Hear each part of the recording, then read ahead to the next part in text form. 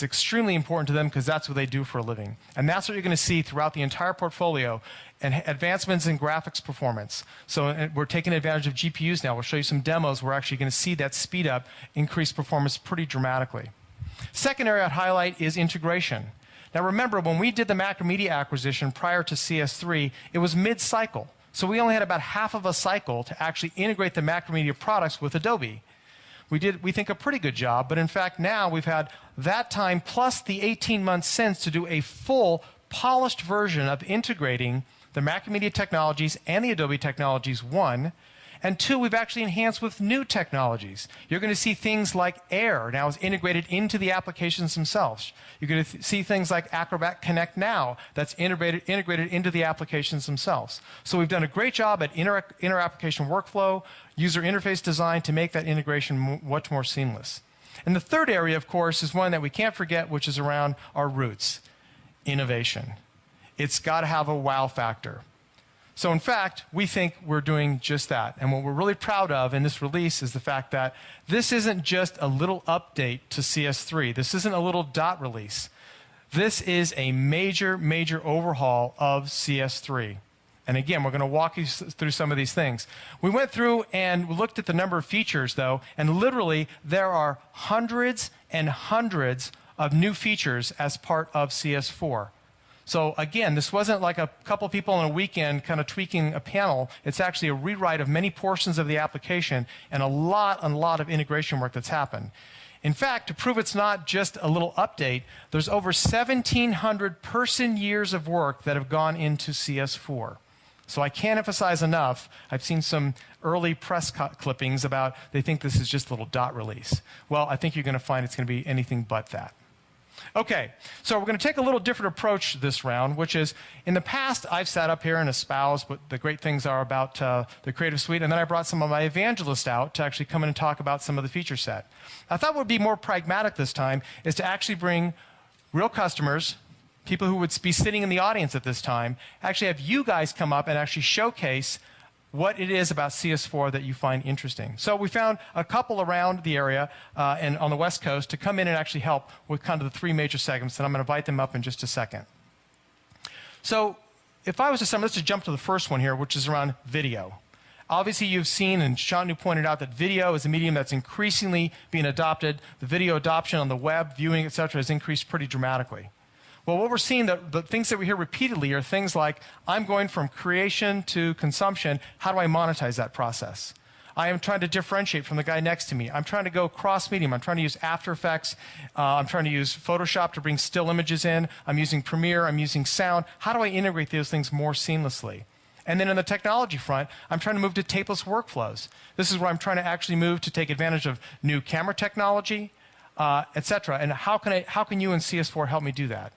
So with that, I went out and searched, and actually very fortunate to have a close friend of Adobe who's been using Adobe technology for some time now, been using Production Premium. So we thought we'd give him an early access copy of CS4, have him look at Production Premium CS4, and tell us what he thought. So with that, very fortunate to have Ben Grossman.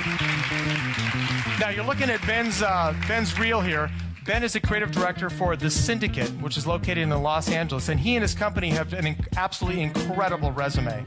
Visual effects supervisor for Martin Scorsese's upcoming major release of Shutter Island. He also worked on Sin City. He also worked on The Day After Tomorrow, a very high-profile, high-budget special effects program.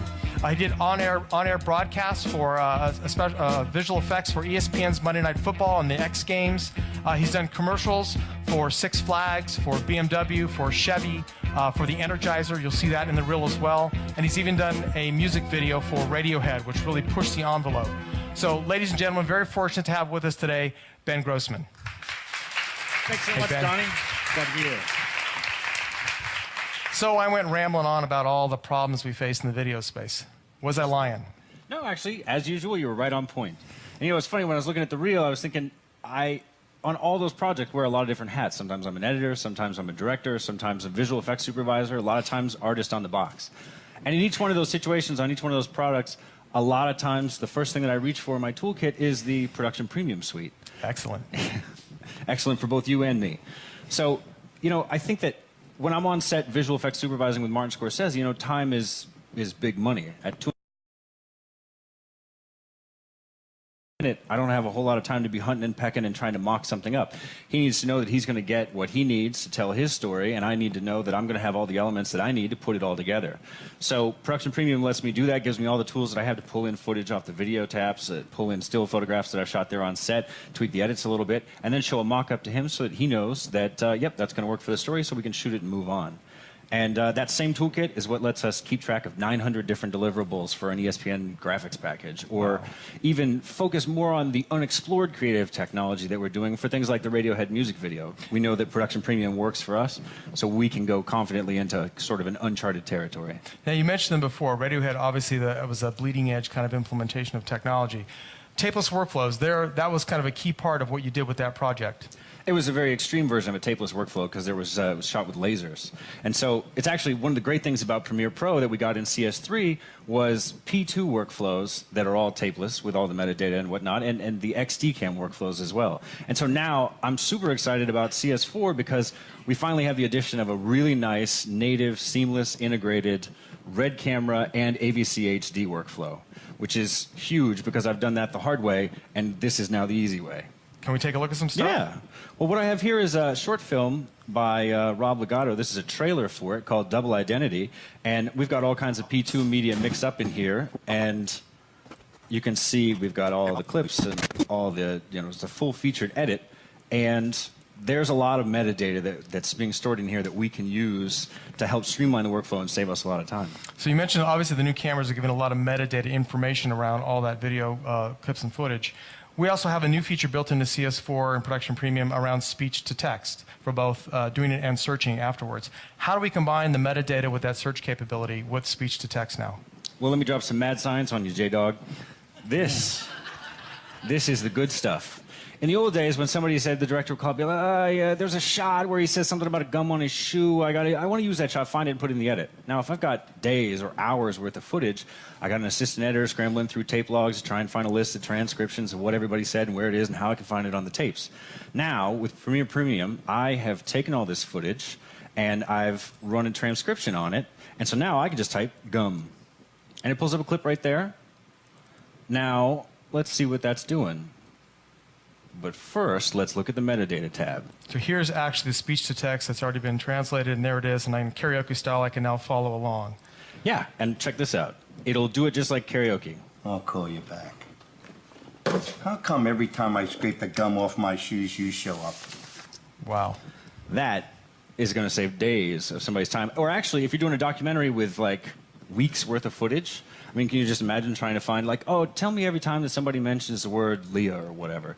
You can search through this whole thing, find all the tapes, all the logs, all the footage in a matter of minutes, which would have normally taken you weeks. Excellent. So that's a great time saver of what you've seen in Premiere. Now, there's also things we've done with things like dynamic link, which is one of the big time sinks right now in video is rendering time. And of course, you can throw as many CPUs as you want. That's very challenging. I know with dynamic link, we've actually eliminated the need to do a lot of re-rendering. Can you talk a little bit about that, how that helps in your workflow? Well, that was a great addition to CS3, and now it's great to see it go even further in CS4 because I hate time wasters. If I just scrub through this, and naturally I get this at the last minute, I've got this whole edit that I need to get out here for approval, but oh, there's a green screen shot. So I'm going to need to comp that really quick, and in the old days, I'd have to render this out, export it, re-import it into After Effects, and comp it. But now I have replaced with After Effects composition. It hops right into After Effects here with my footage ready to go into a comp, and I had a project open that already had a lot of stuff I was using for this project. Now I know that this shot needs the Egyptian theater as a background, and now that After Effects has this user interface which has searchability in any one of the panels with any kinds of the media, I can just type Egypt, and oh, there's my Egyptian background, drop that in here. Well, I still got to do the old work of keying that, but I can go back to my CS3 effects and preset search, do a search for a key that I've already saved from having keyed a lot of these shots in this project before, drag, drop. Now, ordinarily I'd render this whole thing out, re-import it into Premiere, make sure my file names are all right, my settings are all correct, or now with Dynamic Link, I just click on Premiere and the update pops in right there. So I don't even have to render it from After Effects to see what's happening and make sure that this all works in the context of the edit. I can see that the color is matching the continuity of the rest of the shots around it, and then do all my final rendering and quality control. So what I just saw, that was about a 2-second clip or so. What's the rendering time on something that